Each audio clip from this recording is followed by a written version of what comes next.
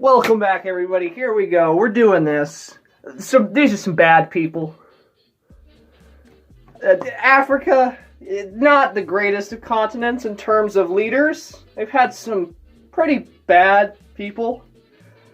There were 22 dictatorships in Africa. That's 40% of the nations were ruled by dictators. Not very, not great. Not great at all. Some of the most notable, they include Muammar Gaddafi on the left and Robert Mugabe on the right. They are very photogenic. Many people wonder why these dictators got to where they were. A large reason is because they supported the anti-colonial movement. They were heroes in their wars for independence against their European masters. So people put their trust behind them. But, as it does, when these people gained power, they were corrupted by it. And it turned out very badly for the people they ruled over. One such leader is Robert Mugabe, the leader of Zimbabwe.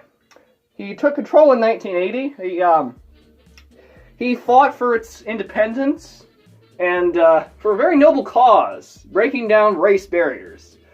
The whole nation, essentially, or the whole colony, which was Rhodesia at the time, was controlled by about 10,000 people. All the land was pretty much owned by 10,000 people. And Mugabe didn't like that. Eventually, he was a teacher, and he improved the nation's educational system. But because of his failure to improve the economy, these jobs that these people were trained for, they couldn't really get.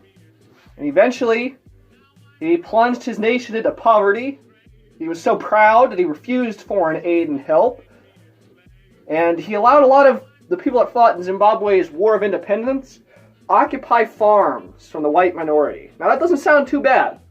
Except they destroyed these farms. They ruined them.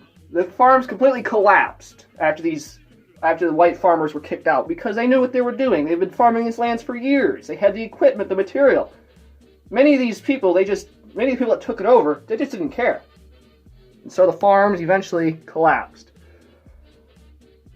He did redistribute. He promised to redistribute a lot of the land. But nothing really happened.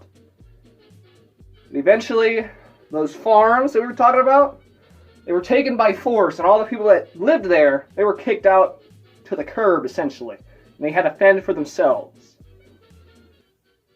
And the farms deteriorated, leading to massive food shortages and economic despair.